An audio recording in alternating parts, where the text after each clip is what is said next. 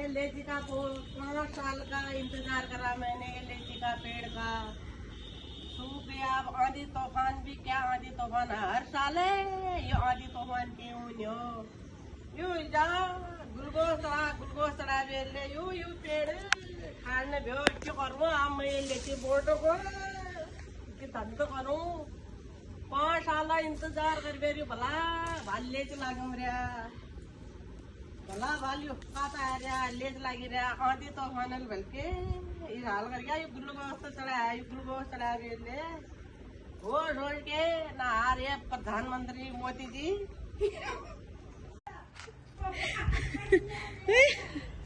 क्या करूँ ये पूरा पेड़ ही सूख ग्लूकोज चला के भी नहीं हुआ। 5 साल का इंतजार करा लीची का पेड़